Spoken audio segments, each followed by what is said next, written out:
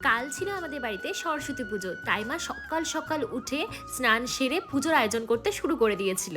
আমার কাল ঘুম থেকে উঠতে একটু লেট হয়ে গেছিল। আমি ঘুম থেকে উঠে হলুদ মেখে স্নান করেছিলাম, তারপরে পুজোয় বসে পড়েছিলাম। এরপরে পুরোহিত মশাই এসেছিল, তারপরে আমাদের বাড়িতে পুজো হচ্ছিল। বাড়িতে সরস্বতী পুজো হলে খুব আনন্দ হয়, আর আমার তো ছোটবেলার কথা খুব মনে পড়ে যায়। ছোটবেলায় ঠিক এইভাবেই স্কুলে সরস্বতী পুজোর অঞ্জলি দিতাম, আর আমরা সবাই মিলে, সব বন্ধুরা মিলে খুব আনন্দ করতাম।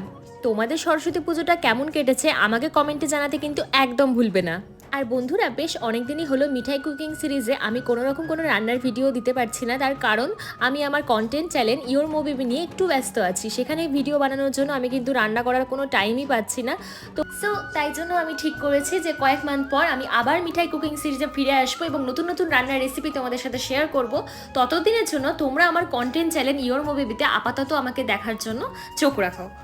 এখানে তোমরা দেখতেই পাচ্ছ আমরা সবাই অঞ্জলি দিয়ে দিলাম, আর তারপরে কিন্তু আমাদের বাড়িতে যজ্ঞ হয়েছিল, আর যজ্ঞের পর আমাদের পুজো সম্পন্ন হয়েছিল।